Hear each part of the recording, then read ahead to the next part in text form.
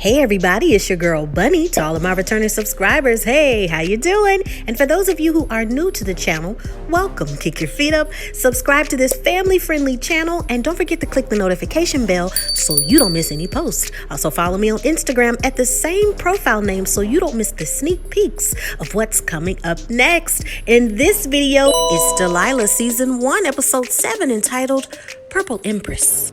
I give a full episode recap with photos offset to the side, and then I give my review at the end. No need to dig around. I have all of the minute marks in the comments. It's all coming up next.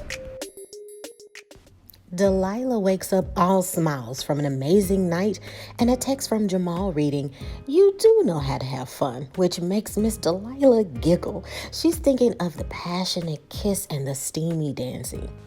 Apparently, so is Jamal because he texted her again with, "Already missed those moves." She goes to each of the kids' rooms where nobody's around, looking in each room saying, "Oh yes," because she finally has the place to herself. She goes into the restroom and starts to play some bachata, giving herself a new curly look. But that's interrupted by a doorbell. It's Mace, and he's brought over some beignets and coffee, which slightly kills her vibe. She explains that the music is just some new excitement and she is enjoying herself since the kids are away. Mace says, "Your taste in music is changing. You've always loved the bachata?" She says, "Oh no, what do you know about the bachata? Anyway, how are you? What's up?" "Well, Delilah, I went to the post office in Valentine." That's where the Pine City Trust P.O. box is registered. The last wire transfer Leah authorized was months ago, but I figured take a shot and see if there's any recent activity. The minute the place opens, guess who walked in and went right at it? Leah? No. Fred? No. Rick Pettingill? No. Good old Mr. Pettingill is still International Man of Mystery. I don't know. Look, if you don't tell me... Okay. Cindy Shea. Tam awakens to an empty bed, and as she gets up and at him, she sees a note left by Chase. "Had to make a quick work trip to Raleigh. Back tomorrow. Sorry." Look, where are you at? We were supposed to be reviewing wedding stuff today. I took off work for this. Babe, wherever you are... whatever you got going on, I know it's necessary, but I'm just saying, call me, be safe. I love you, bye. It's awkward silence between Demetria and Harper, but Demetria finds a smile viewing a North Carolina wildlife conservatory website. Demetria wants to talk, but Harper is resistant at first. She admits that it was bad judgment of her to let her life situations blur her judgment, and that how she handles her job, she didn't mean any harm. Demetria says, "I just want to move on." I agree, same here. Look, you didn't keep me from doing my job. I mean, it's your job to think about yours. That's why I want to talk. Delilah walks in and finds a magazine on the porch. Demetria says, "Oh, I ordered that. Walter magazine? High society in the Triangle? Raleigh, Durham, Chapel Hill. But they all do business with people in Charlotte. I think there may be some more Easter eggs, about cases that are open. We could open other branches in those cities." Delilah thinks that's an amazing idea, but let's just at least focus on the cases at hand right now. Harper calls Cindy Shea to tell her a process server will show up at her door with a subpoena if she doesn't come here tomorrow morning. Mace found her closing a P.O. box associated with Pine City Trust located in Valentine. It's like a mile from her house. Well, boss lady, is she the one that rented the box in the first place, or was it Gary? Well, we don't know that, but Rick Pettingill is the president of Pine City Trust, and his name is all over those doctored accident reports. We keep assuming that Rick and Gary are in cahoots and that they're aware of each other, but I need to know how Cindy's involved. Cindy may be the key to all of this. Okay, I'm on it. Demetria wants to know, well, what else do you need? You know what? I want you to call Wellington Armament. Ask when Osborne asked for those missiles, the ones used to test the C-15 Tamra'S said that Raquel Williams demonstrated, and find out who at Osborne ordered them. If we can prove that Fred ordered them, or if he even knew that they were being tested when Leah was fired, we can prove that they fired her for being a whistleblower. If Wellington won't give answers, we will send a subpoena to them too. And I'm not going to settle this case. I mean, we are going to court and we're going to put what this company has done at the front page of every paper. I mean, all of these government contractors are coming in all over from different countries here. And we need to send them a message that this is not where you come to do your dirty work. I mean, this is not the wild, wild west. So I'm guessing the two of you are cool now? They both don't respond, but murmur, And Delilah says, I take that as you guys are good and we can move on. Not 2 seconds after Delilah makes her confident speech, Leah walks in and says, I want to settle. Today. Tamra finalizes wedding invitations and then clicks over to answer a call from Fred Osborne. He wants her to prepare a new settlement for Leah Davis. Tamra wants to know if Miss Connolly knows this information as well. Leah says she wants to settle, and Fred threatened her, but she's ready to move on. He's offering her a lot of money. She explains how Fred came by and how he did those wire transfers and it's connected with Pine City and Rick Pattengill, and all of those DocuSign links were coming in by the dozens, and all I did was just start them, lined and finished. Like, Fred said that whatever Gary was up to has my name written all over it. He said if it goes to court, I'm going to wish that I did the same thing as Gary. He's trying to save his company from Gary and whomever was conspiring with the army. This entire time, we've looked at Gary like he's a good guy. Maybe he's not. Fred doesn't even know who Rick Pattengill is. Delilah wants to know, did you sleep with him last night? Because you're acting like he didn't even break into your apartment. Fred is lying. That was Tamra, Delilah. I mean, you can't even muster up enough to go against her. I know it was her that did it. She could take me out in broad daylight and you still would defend her. Leah, give me 24 hours. I'm close to proving that Fred covered all of this up. 24 hours? I already gave you 6 weeks. Leah, I will set a mediation between Tamra and Fred. That's going to take some time to set up, yes, but when you hash out all of the details and you settle, then you can get your almighty check.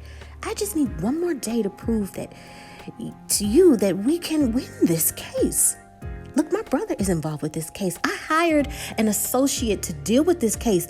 I got arrested because of my involvement in this case, and Fred Osborne is guilty. You just need to give me one more day.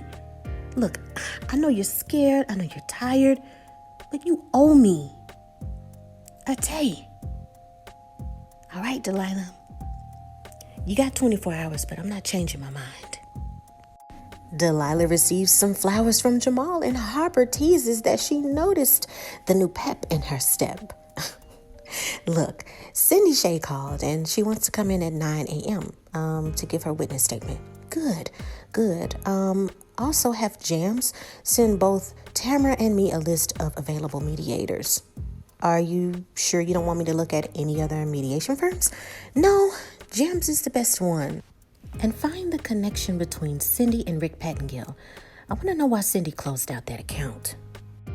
Delilah speaks with Wellington and uses the purple Empress butterfly as inspiration to retrieve the information that she needs. The Empress is beautiful but can retaliate if needed. She wants info dealing with Osborne or will call the Department of Justice to have them extradited to Charlotte and charged with obstruction of justice. Delilah is impressed on her tactics, and Demetria says she'll explain how she knows about the butterfly another time. But for now, it's a long story.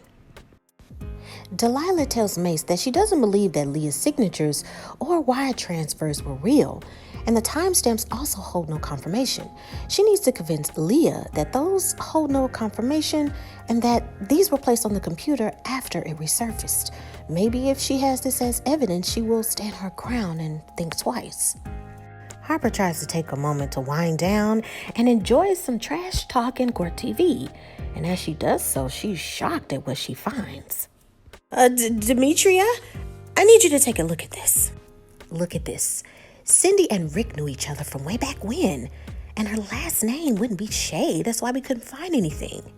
I searched for Cindy and Rick Pattengill, and it took me to this IMDb page, this link, and it's an episode of The People's Judge with Rick Paddengill and Cindy Lumen. They were cast members. We have proof from this case that they lived together. So, Harper, does that mean that Cindy is the one who connected Gary to Rick or Rick to Fred, whichever, right?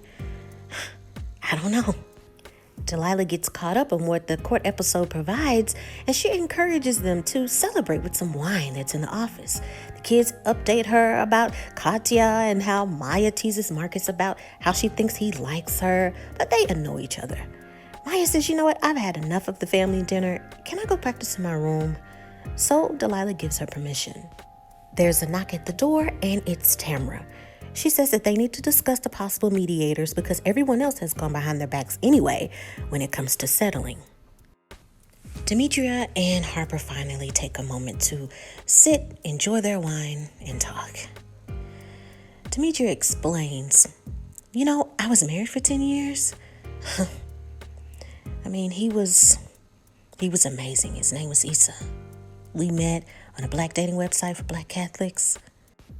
I was wrapping up my undergrad at Howard, and he worked at the National Arboretum. I guess that's why you can say I'm so into plants. I wouldn't know anything about where vegetables came from if it wasn't for him. After getting married, we moved in together, and 7 years later, his behavior was odd, mood swings, and I kicked him out because I thought he was cheating. I wasn't going to have any of that. Come to find out, later on, he lost his job, and no one knew what was going on with him. But he had a brain tumor. It started out as colon cancer, and then it spread to his brain. And by the time we found out, it was in his brain, his spine, all through his blood. It was everywhere.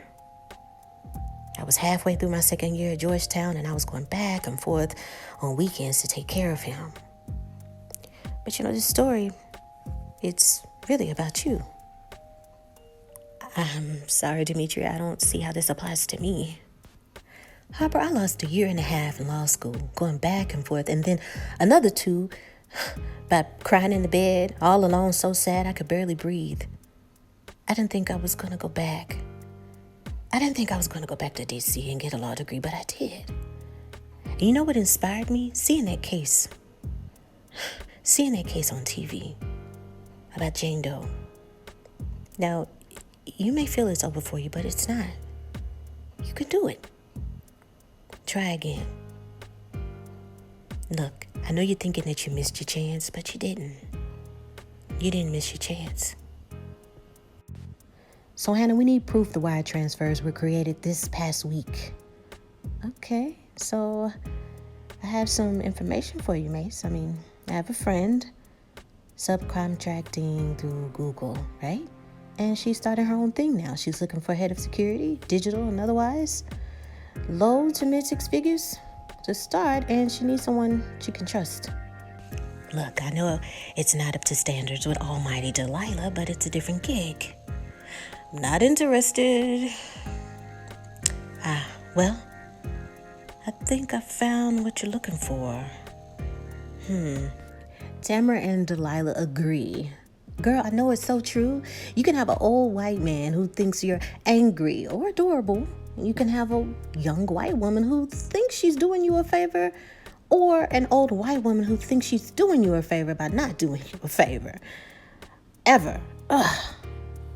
Looking at this list, look, there's only 3 retired black judges on this list, and 2 of them have, let me guess, girl, Clarence Thomas syndrome? You guessed it. Look, the sister who's new says she's from Tacoma. Girl, I didn't even know God was still making black people in Washington. I thought he sold the factory. Look, let's just go with the sister from Tacoma. I agree. Look, Delilah, I know I'm not supposed to be happy about this, but I miss this joy. Yeah, Tim. I feel it too, but I can't close this case knowing that we were responsible for not defending it, Especially for my brother, the injuries, it's got to be some justice. And you, my best friend, keeping it from me? Look, Delilah, I'm not the one that's doing this, okay? That's Fred Osborne and Leah. If it wasn't us, they would just go to some other people that have law degrees. Anyway, what's up with Jamal? No, actually, What's up with Casey? Didn't he tell you? I mean, where is he? What's been going on? Look, Delilah, don't give me that. I mean, I know where you're going with this, but no, Tam, I'm just saying. He's gone a whole day without calling or texting you? I'm just saying. I mean, I know he has to handle his business, but leaving my girl without warning the day before her engagement party, I kind of find that to be bothersome. Marcus wants to ask his mom to please tell Maya to stop because she's been practicing and now it's 10:30. Delilah wants Tamra to make her give a favor. Ask Fred Osborne, if it goes to mediation, to admit that Leah wasn't fired for bad job performance. Then there's a ring at the doorbell and it's Mace. He says, hey, Delilah, the Ryer transfers are fake. Oh, Tam is here. Do we need to discuss this in private? But Tamra says that she knows about the transfers. Mace continues. Look, the wire transfer fingerprints are dated from over a month ago, and the current ones are fake. They just used the latest version of banking, and those were released 10 days ago. The new transfers are new, which means somebody must have placed them on the laptop after it was retrieved. You see, Tam, that's why I'm not settling this case. Well, fine, keep it. Then Leah will fire you and then get another lawyer. That's okay, Tam, because I'll keep the case open and get a new plaintiff. It could be my brother or one of the 100 of other people that Fred Osborne was crippled by or maimed. I mean, because of that stupid radio. So, Cindy, what you're saying is that there's no collusion with the Army when it came to accident reports of wounded soldiers and incidents related to the C-15? Cindy claims that was Gary's project and that she didn't see the reports until after he died. Delilah reminds her that this meeting is not a formal deposition, but when you're done here, you will sign a document that confirms that everything that you said here and now is true. You're under oath. Cindy says again that it was Gary's project and it was his problem. Okay, Cindy, did you introduce Rick to Fred or Rick to Gary? And Gary took it from there? Cindy denies that she doesn't know. Well, so what you're saying is that you don't know Rick Pattingale. I don't know Rick Pattingale. Look, my father is the chief of police, and I can negotiate with police protection and immunity, but you have to tell us the truth. Did you introduce Rick to Fred? And did you basically Booker Osborne contracts for the C-15s? I'll make sure that you're protected. Cindy finally speaks. I'll never forgive Gary for leaving me to take care of this mess. Rick was my boyfriend before I met Gary, but he had a drinking problem, and it didn't work between us. He went to the Army to dry out, and eventually he ended up on a panel for the Army that reviewed contractor bids. I introduced him to Gary, who hooked him up with Fred. Fred paid Rick $100,000 to get Osborne the contracts for the C-15s. Now, I don't know where Rick is. I mean, after Gary died, he got spooked and went into hiding. I guess he thought that the authorities would come for him. Gary had me set up everything with the Pine City Trust to make the payments to Rick so there wouldn't be any paper trail from Rick back to Fred. When the C-15s had a problem, Rick pressured Fred to move money to clean things up and by doctoring those reports. And Gary, he designed those radios. Gary had a crisis with conscience and he wanted to come clean, but then you came. Look, I don't know if Fred had anything to do with Gary's death, but Fred can't get people to do anything. As Cindy leaves, she sees Leah, and everyone learns that Leah gave Cindy some baby clothes the day before Gary died. Cindy leaves the office. So, Leah, you know Cindy? And you saw Gary the day before he died? Leah, do you have some involvement in Gary's death? Were you involved? Were you? But Leah doesn't answer. And that is the end of the episode.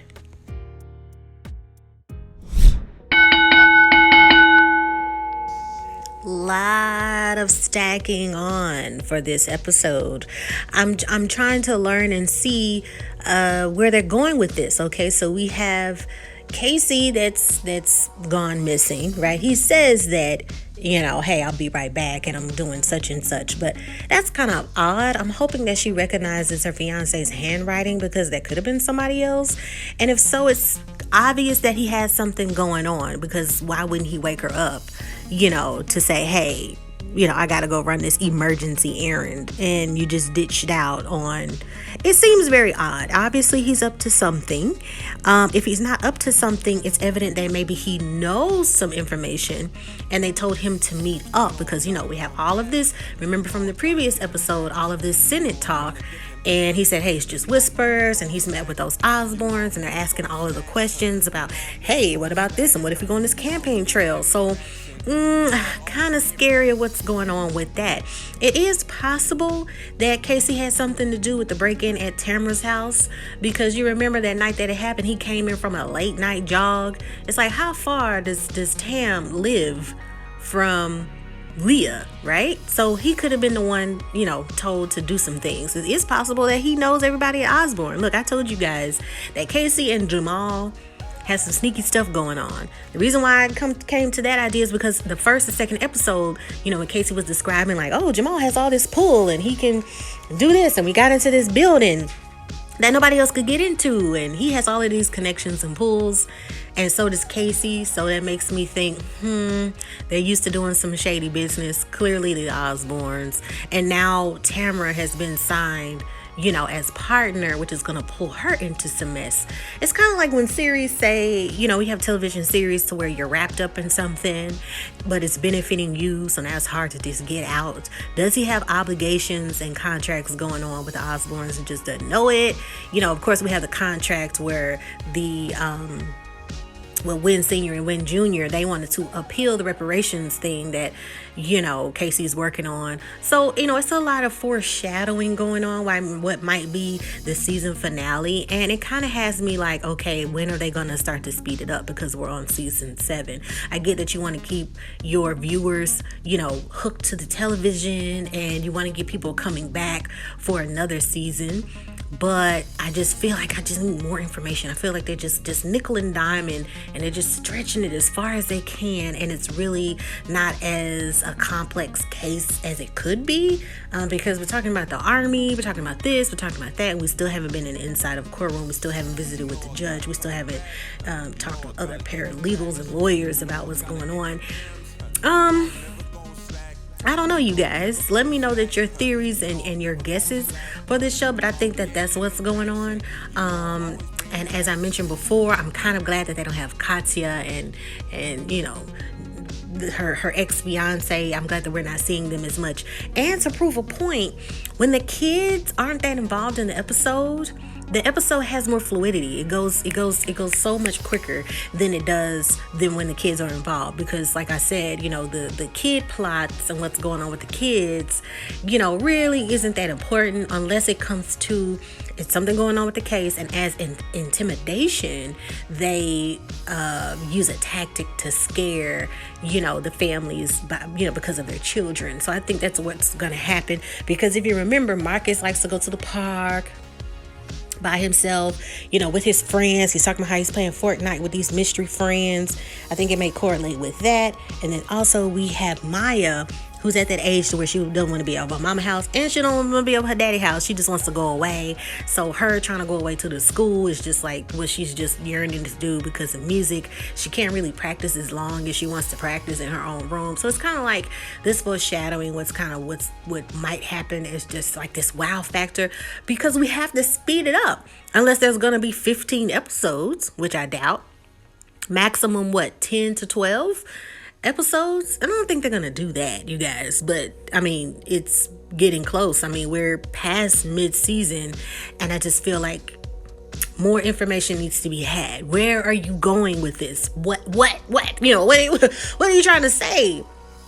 It's frustrating because we wait on it weekly, and it's just like I honestly don't feel like I have enough clues, because with any mystery show or lawyer show, you want to have enough clues to go on. And I feel like they give us crumbs. We haven't gotten a whole slice of cake yet.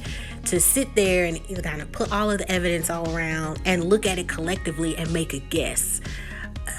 So let me know what it's like when it goes off. I kind of have this frown face. I'm just like, have my eyebrows bunched, like, so, I mean, okay. Like, it's just gonna, I enjoy seeing this cast. It's such a beautiful cast. I enjoy seeing, everything being involved with Black excellence. But I just feel like we just need some more clues. I feel like we need more, and maybe the writing should change just a little bit if it's going to survive for past the season 3.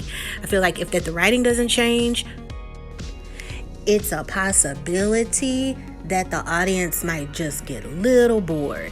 And I don't want the audience to get bored. I want to see these beautiful faces, and I want to see how they're going to pull each dynamic, because the reason why I said we need to have more clues and it needs to get closer to a wrap up is because what can give this show life is her having another case. And is she going to have another case for season 2? Or are they going to finalize what's happening in this season mid season 2? Is she just a lawyer who handles one case at a time? Or, so I'm just more excited to see, okay, what are you trying to tell us? What are you doing? What are you, let me know what you think, you guys. Queen Sugar just ended for season 5. It was excellent. If you didn't get a chance to watch that, make sure you check that link in the pinned comment in this video. And get ready, you guys, because my slogan for my channel is when one show ends, another one takes its place. So the ones that are taking the place of Queen Sugar are season 3 of Pose. That's right, the FX original series. And we have The Handmaid's Tale, which is a Hulu original series. Both Emmy nominated and winners. So great, amazing shows. So make sure to check those out. Stay tuned. Make sure that you check out the trailers for those shows on my Instagram page at the same profile name, officialbunne_E. And let me know your thoughts. Take care of yourself and each other. Until next time, bye.